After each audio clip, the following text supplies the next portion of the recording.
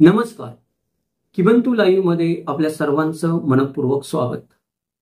मराठी आडनावांचे प्रकार या 155 भागांच्या मालिकेमधील आजचा आपला 54वा भाग आहे आणि या भागामध्ये आपण जाणून घेणार आहोत सुवासिक मराठी आडनावे. सुवासिक मराठी आडनावे म्हणजे सुगंधी द्रव्य किंवा अत्तर आपण ज्याला म्हणतो त्याच्याशी संबंधित जर काही आडनावं असू शकतील किंवा कोणती आडनावं त्या सुगंधी द्रव्यामध्ये पडलेली असू शकतील, द्रव्यांवरून पडलेली असू शकतील, याची आपण थोडक्यामध्ये माहिती घेणार आहोत. याच्यामध्ये अंदाजे 50 ते 60 आडनावं आहेत ती भारतीय भाषेमध्ये ज्यांना आपण सुगंधी द्रव्य म्हणतो, सुवासिक द्रव्य म्हणतो, त्याच्यावरून पडलेली आहेत. आणि पुढची जी 10 आडनावं आपण जाणून घेणार आहोत ती फारसी शब्द अत्तर आहे ज्याला आपण म्हणतो किंवा सुवासिक द्रव्य. फारसीमध्ये ज्या सुवासिक द्रव्यांसाठी फारसीमध्ये जे शब्द वापरले जातात, अत्तराशी संबंधित जे शब्द वापरले जातात त्याच्यावरून काही मराठीमध्ये पडलेली 5 ते 10 आडनावं आपण पाहणार आहोत. चला तर मग विषयाला सुरुवात करूयात. नमस्कार, माझं नाव किमंतु ओंबळे सरकार आणि आपण पाहतात किमंतु लाईव्ह. सर्वात पहिल्यांदा आपण पाहूयात अस्सल भारतीय सुगंधी द्रव्य, म्हणजे भारतीय ज्यांचं आपण ओळख सांगू शकतो की सुगंधी द्रव्य हे भारतीयच आहे, भारतीयापेक्षा दुसरं काही वेगळं नाहीये, अशी जी अस्सल भारतीय सुगंधी द्रव्य आहेत त्यांच्याबद्दलची माहिती आपण जाणून घेऊयात. पहिलं सुगंधी द्रव्य आहे ते म्हणजे चंदन. चंदन पाणी आपण म्हणतो की चंदनापासून जे अत्तर बनवलं जातं त्याच्यावरून चंदन आणि चंदने अशी 2 आडनावं पडलेली आपल्याला आढळून येतात. अगरे किंवा अगारे अशी जी 2 आडनावं आहेत त्यांचे वेगळे वेगळे दुसऱ्या उत्पत्ती पण सांगितल्या जाऊ शकतात. परंतु अगरवू हे जे आपण वापरतो एक सुगंधी द्रव्य किंवा लाकूड वापरतो त्याच्यापासून जे सुगंधी द्रव्य बनवलं जातं त्याच्यावरून पण अगरे हे आडनाव पडलेलं असू शकतं. उशीर, याच्यामध्ये श शामृगाचा नाही, श षटकोनाचा उशीर, हे जे उशीर आडनाव आहे ते बेतीवर या सुगंधी द्रव्यापासून पडलेलं असू शकतं.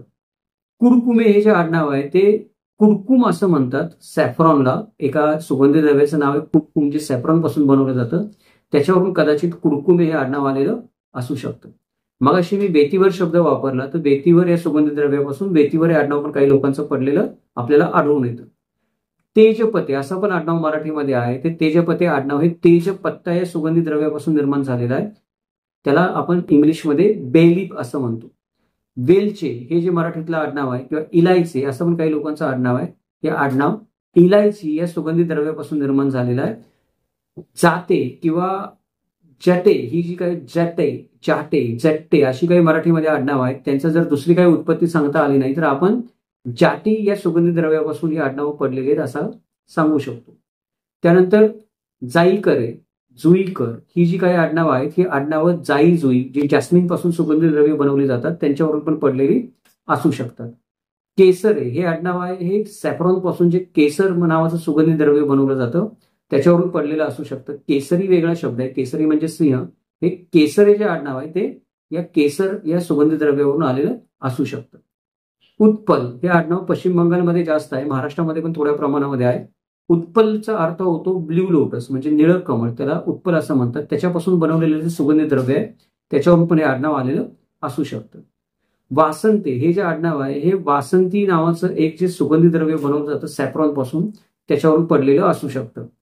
सुपर्णे हे जे आडनाव आहे सुपर्णे आडनाव सुपर्णी हे जे सुगंधी द्रव्य बनतं. आता ही जी सर्व द्रव्यांची नावं मी सांगतो ही जुनी भारतीय सुगंधी द्रव्य त्यांची नावं कुठे नाही कुठेतरी आपल्या पुस्तकांमध्ये आलेली आहे. त्याच्यामुळं ही सुगंधी द्रव्ये जी आहेत त्याच्यापासून ही आडनावं पडलेली 100% असू शकतात. तर सुपर्णे जे आडनाव आहे ते पानाशी पण संबंधित असू शकते, एखाद्या चांगल्या झाडाचं पान आपण म्हणतो. परंतु सुपर्णिका नावाचं एक जे अत्तर प्राचीन काळापासून सुगंधी द्रव्य भारतामध्ये बनत आलेलं आहे त्याच्यापासून पण सुपर्णे आडनाव निर्माण झालेलं असण्याची शक्यता आहे. नल किंवा नळ हे जे आडनाव महाराष्ट्रामध्ये प्रचलित आहे ते नलिका या सुगंधी द्रव्यावरून पडलेलं असेल. नलिकाचा अर्थ आहे फ्रॅगमेंट वॉटर म्हणजे सुगंधी द्रव्य असं नलिका या एका अत्तराला म्हणलं जातं. त्याच्यावरून पण नळ हे आडनाव महाराष्ट्रामध्ये प्रचलित झालेलं असू शकतं. कुसमे किंवा कुसुमे ही जी 2 आडनाव आहेत ती कुसुम या सुगंधी द्रव्यापासून आलेली असू शकतात. कुटजे किंवा कटजे ही जी 2 आडनाव आहेत ती कुट्स नावाच्या सुगंधी द्रव्यापासून निर्माण झालेली आहेत. त्यानंतर अशोक हे आडनाव आहे ते अशोक नावाच्या सुगंधी द्रव्यावरून पडलेलं असू शकतं. कदाचित त्याचा मागे ऐतिहासिक संदर्भ पण देता येऊ शकेल, पण अशोक नावाचं जे सुगंधी द्रव्य आहे ते पण आपण लक्षात ठेवणं गरजेचं आहे. जतमासे किंवा जतमे ही जी आडनाव आहेत किंवा जतसे ही जी आडनाव आहेत ही जतामासी या सुगंधी द्रव्यावरून पडलेली असण्याची शक्यता आहे. नाग आणि केसर ही महाराष्ट्रामध्ये दोन प्रसिद्ध आडनाव आहेत. केसर हे मागाशी आडनाव आपण पाहिलेलेच आहे. हे नाग केसर या सुगंधी द्रव्यावरून पडलेलं असू शकतं. याला कोब्रा सॅफॉन असं आपण म्हणतो.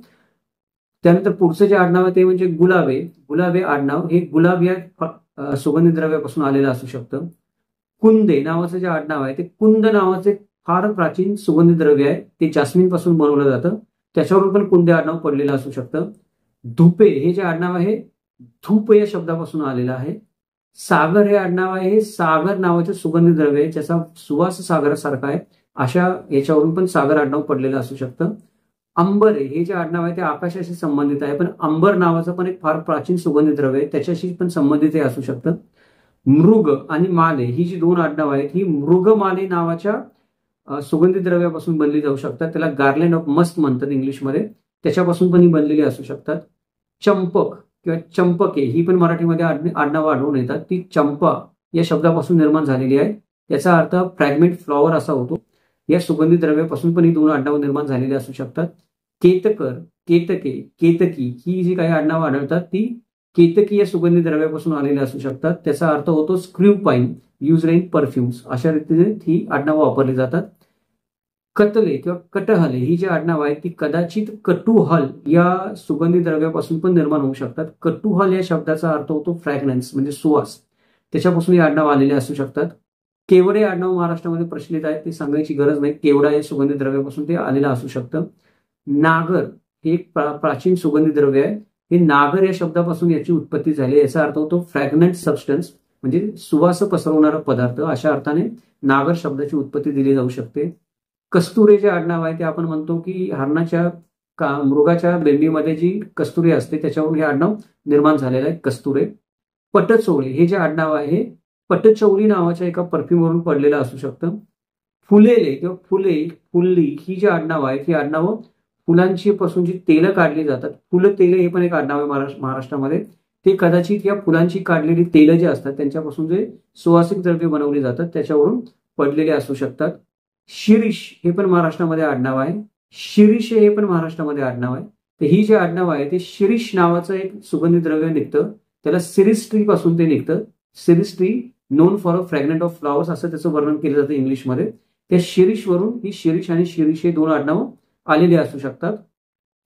सुपारी आडनाव आहे ते सुपारीवरून पडलेलं आहे. त्याला बेटल नट असं म्हणतो आपण. यूज इन सम ट्रॅडिशनल फ्रॅग्रन्सेस म्हणजे काही पारंपरिक सुवासिक द्रव्यांमध्ये सुपारीचा वापर केला जातो त्याला अजून चांगल्या प्रकारे सुवास निर्माण करण्यासाठी. त्याच्यावरून आपण म्हणू शकतो की सुपारी हे आडनाव जसं सुपारीशी संबंधित आहे तसंच ते सुगंधी द्रव्यांशी पण संबंधित आहे.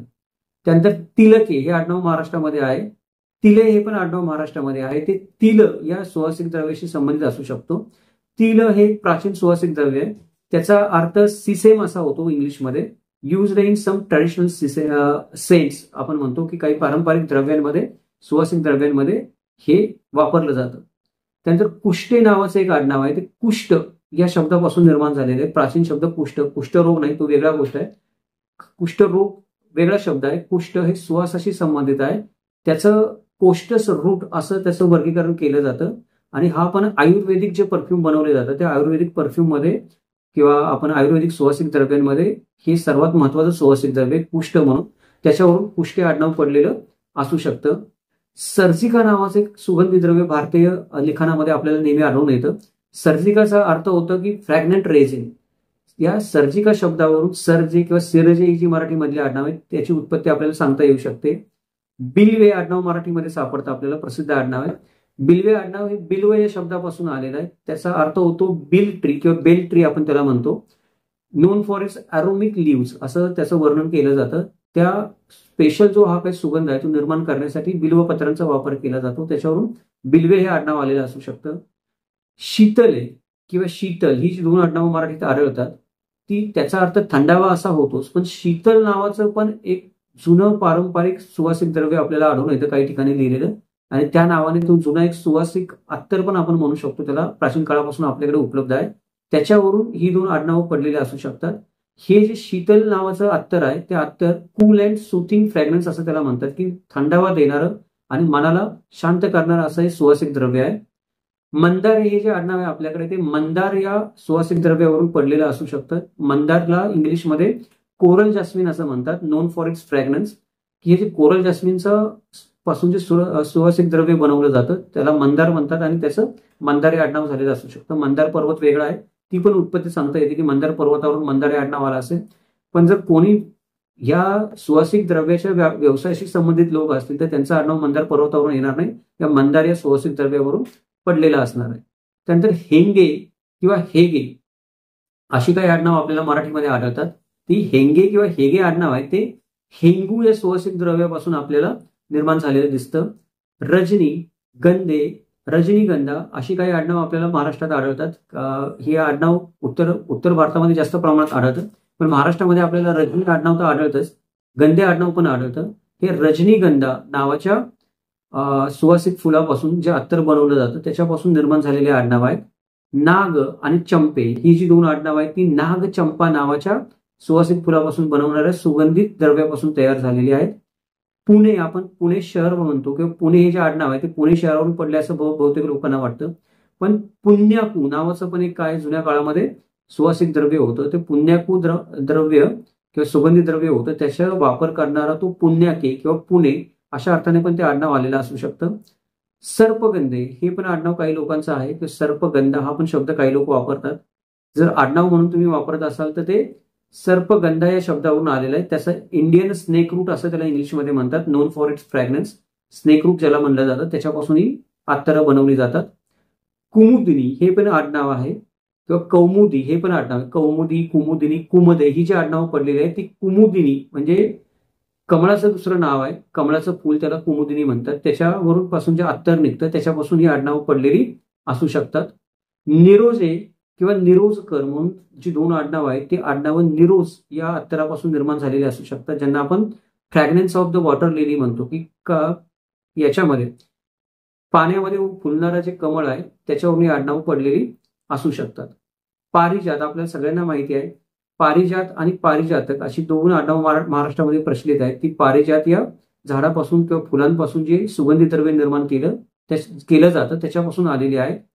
स्वरान किंवा स्वरान किंवा स्वराने ही जी आडनाव आहे किंवा स्वर्णराज हे पण काही लोकांचं आडनाव आहे, ते सोन्याशी संबंधित नसून कधी कधी ते एखाद्या वेळेस स्वर्णराज या अत्तराशी पण संबंधित असू शकतं. आपल्याला माहित असणं गरजेचं आहे. त्याला गोल्डन फ्रॅग्रन्स म्हणतात, की जो सोन्यासारखा वास येतो त्या अत्तराचा. त्याला आता सोन्याचा वास कसा येतो कोणी बघितला नाही, मला तर कळलं नाही, परंतु मला पण वाटतं हे सुवासिक द्रव्य एकदा घेऊन बघितलं पाहिजे कसं सोन्याचा वास येतो. ते स्वर्णराज आहे ते त्याच्यापासून याच्यापासून आडनाव पडलेलं असू शकतं. हरिचंदन पण काही लोकांचं आडनाव आहे. हरिहर असतं, हरीपासून बरेच आडनावांची निर्मिती झाली हरी शब्दापासून. एक हरिचंदन, तर हरिचंदन नावाचं पण एक सुवासिक द्रव्य आपल्याला आपल्या देशामध्ये आढळून येतं. जीवांती नावाचे खूप सुंदर अत्तर आहे किंवा सुवासिक द्रव्य जे प्राचीन काळापासून आपल्या देशामध्ये बनवलं जातं, ते जास्मिन पासून बनवलं जातं, त्याच्यावरून जीवते आडनाव पडलेलं असू शकतं. पद्मक नावाचं एक सुगंधी द्रव्य आपल्या प्राचीन ग्रंथामध्ये त्याचं वर्णन केलेलं आहे. ते पद्मक कमळापासून बनवलेले द्रव्य आहे, कमळाच्या सुवासिक अत्तरापासून बनवलेले द्रव्य आहे, त्याच्यावरून पद्मे हे आडनाव पडलेलं असू शकतं. पद्मे हे आडनाव कमळाच्या फुलाशी संबंधित असेल नाही, कदाचित ते पद्मक या अत्तराशी पण संबंधित असू शकतं. म्हणून ही सगळी आडनाव आता आपण काय केली, तपासून पाहिली, की कदाचित ही आडनाव तुमची असतील यातली वरच्यापैकी कोणती. तर तपासून पहा तुमचे पूर्वज कुठे एखाद्या सुगंधी द्रव्याचा तर व्यवसाय करत नव्हते किंवा त्याच्याशी तर संबंधित नव्हते, त्याच्यावर पण ही आडनाव तुम्हाला आलेली असू शकतात. आता फारसीमध्ये सुगंधी द्रव्य जे असतात त्यांना अत्तर असं म्हणलं जातं. तर काही फारसी शब्द आहेत जे मराठीमध्ये रुजलेले आहेत, तर त्या रुजलेल्या मराठी शब्दांची जी सुगंधी द्रव्य आहेत त्याच्याशी संबंधित एक 5 ते 10 आडनाव आपण थोडक्यामध्ये पाहूयात. पहिलं जे आडनाव आहे ऑफकोर्स पहिलं जे आडनाव आहे अर्थामध्येच ते आहे अत्तर. अत्तर हे आडनाव किंवा अत्तर हे आडनाव अत्तर या शब्दापासून आलेलं आहे. गुलाब हे आडनाव मगाशी आपण बघितलं गुलाबापासून निर्माण झालेलं आहे. गुलाब हा फारसी शब्द आहे, वेगळ्याने सांगायची गरज नाही. अबिरे हे जे आडनाव आहे ते अबीर या शब्दापासून निर्माण झालेलं असू शकतं. खसे हे आडनाव आहे ते फारसी शब्द खस म्हणजे वाळा, ज्याला वाळ्याचा पण सुगंधी वास येतो आपण म्हणतो, तर वाळा याला फारसीमध्ये खस म्हणतात, त्या खसापासून हे आडनाव पडलेलं असू शकतं. खुशबूदार ही जे आडनाव आहे हे आडनाव फारसी शब्द खुशबो या अत्तरापासून निर्माण झालेलं असू शकतं. खुशबोले हे जे आडनाव आहे ते फारसी शब्द खुशबोली म्हणजे सुगंधी वस्तू किंवा सुगंधी द्रव्य याच्यापासून निर्माण झालेलं असू शकतं. जवादे हे जे मराठीमध्ये आडनाव आहे ते मराठीमधलं प्रसिद्ध आडनाव फारसी शब्द जवादी याच्यापासून आलेला असू शकतं. जवादीचा अर्थ होतो गंध मार्जरापासून मिळणारा सुगंधी पदार्थ, असा त्याचा फारसीमध्ये अर्थ सांगितलाय. त्यामुळे जवादे हे आडनाव फारसीमधल्या सुगंधी द्रव्याशी संबंधित असू शकतं. जाफराने किंवा जाफरान हे आडनाव महाराष्ट्रामध्ये प्रचलित आहे. ते फारसी शब्द जाफरान म्हणजे केशर याच्यापासून निर्माण झालेला आहे. नखले हे पण आडनाव काही मराठी लोकांचं आहे. ते फारसी शब्द नखलापासून निर्माण झालेला आहे. नखलाचा अर्थ होतो फारसीमध्ये औषधी सुगंधी द्रव्य. बोये हे पण मराठी भाषेमध्ये आडनाव आहे. बोय आडनाव फारसी शब्द बोय पासून निर्माण झालेला असू शकतं. त्याचा अर्थ होतो सुगंध. मस्के हे जे आडनाव आपल्या काही लोकांचं आहे किंवा म्हस्के आडनाव काही लोकांचं आहे. काही लोक त्याचा म्हैस या प्राण्याशी संबंध जोडतात, परंतु ते काही तितकीशी उत्पत्ती जुळत नाही. परंतु म्हसके हे मस्केचा अपभ्रंश होऊन तयार झालेलं आडनाव असू शकतं असं मला वाटतं. मस्के हे मराठीमधलं जे आडनाव आहे ते फारसी शब्द मस्क किंवा मश्क याचा अपभ्रंश होऊन झालेलं आडनाव असू शकतं. मस्क किंवा मश्कचा अर्थ होतो कस्तुरी. म्हणजे मस्के या शब्दाचा अर्थ झाला सुगंधी द्रव्य. म्हस्के या शब्दाचा पण अर्थ झाला सुगंधी द्रव्य. हे जास्त संयुक्तिक वाटतं म्हैस या शब्दाशी आडनाव जोडण्यापेक्षा. म्हैस या शब्दापासून म्हैसकर आडनाव होऊ शकतं, मस्के आडनाव नाही होणार काही झालं तरी पण. त्यामुळे मस्केचा अर्थ मला वाटतो की मस्क या शब्दाशी जोडलेला आहे. त्यानंतर मस्के जसं आडनाव आहे तसं काही लोकांचं मश्के आडनाव आहे. मश्के किंवा मुश्के असं पण म्हणतात कधी कधी त्याचा उच्चार करताना त्यांना. ते फारसी शब्द मुश्क हिना याच्यापासून आलाय. त्याचा अर्थ होतो हिनासारखा ज्याचा सुंदर वास आहे असा पदार्थ किंवा असं सुंदर द्रव्य. तर ही काही आडनावं आपण पाहिली तपासून की जी कदाचित कुठल्या तरी सुगंधी द्रव्याशी त्यांची नावं जोडतील किंवा ते सुगंधी द्रव्यावरून पडलेले असू शकतील. जर ही वरती जी आडनाव आतापर्यंत आपण ज्या आडनावांची चर्चा केली त्या कुठल्याही आडनावाचा तुम्हाला दुसरा कुठलाही अर्थ लागला नाही आणि तो अर्थ जर फारसी शब्दांशी जुळत असेल किंवा सुगंधी द्रव्यांशी जुळत असेल, भारतीय असेल सुगंधी द्रव्यांशी जुळत असेल, तर ती आडनावं सुगंधी द्रव्यांशी, भारतीय सुगंधी द्रव्यांशी आणि फारसी अत्तरांशी जुळत असणारे आडनाव आहेत असं आपण समजायला हरकत नाही. मला जेवढी माहिती मिळाली तेवढी मी आपल्या सगळ्यांना सांगितली. कदाचित आपल्याला पण अजून काही आडनाव माहिती असतील जे अत्तरांशी किंवा सुगंधी द्रव्यांशी संबंधित असतील, जी आडनावं या व्हिडिओमध्ये आली नाही, आपल्याला माहित असतील तर आवर्जून खाली प्रतिक्रियेमध्ये लिहा, ज्याच्यामुळे काय होईल की माझ्यासहित अजून आपल्या नवीन मित्रांच्या पण ज्ञानामध्ये भर पडेल. हा व्हिडिओ आपल्याला खरोखर आवडला असेल तर आवर्जून प्रतिक्रिया द्या, व्हिडिओला लाईक करा, व्हिडिओ मित्रांसोबत शेअर करा, जास्तीत जास्त मित्रांपर्यंत हा व्हिडिओ जाऊ देत. जर आपलं चॅनेल ज्या पद्धतीने व्हिडिओ बनवत असतं, आपल्या चॅनलचे विषय, त्याची मांडणी, त्याच्या मागचा हेतू हा जर आपल्याला आवडत असेल तर चॅनेलला सबस्क्राईब करा, नोटिफिकेशन बटन ऑन ठेवा, जेणेकरून आपल्याला असे नवनवीन व्हिडिओ पाहता येतील. हे अशाच प्रकारचे अभ्यासपूर्ण आणि संशोधनात्मक व्हिडिओ बनवण्यासाठी नेहमीच प्रायोजकत्वाची गरज असते, वेगळ्याने सांगायची काही गरज नाही. जर आपण आपल्या चॅनेलला युट्यूबच्या मेंबरशिपच्या माध्यमातून, सुपर थँक्सच्या माध्यमातून किंवा गुगल पे, फोन पेच्या माध्यमातून देणगी स्वरूपात काही मदत करू शकत असाल तर अवश्य करा, ज्याच्यामुळे आपल्याला अजून असे नवनवीन संदर्भासहित व्हिडिओ बनवायला मदत होईल. इतिहासाचं हे असंच वस्तुनिष्ठ मूल्यमापन, चिकित्सक विश्लेषण आणि तर्कशुद्ध विवेचन ऐकण्यासाठी पाहत राहा किमान तुलाही. भेटूयात उद्या एका नवीन व्हिडिओ सोबत. जय महाराष्ट्र. चक्तम.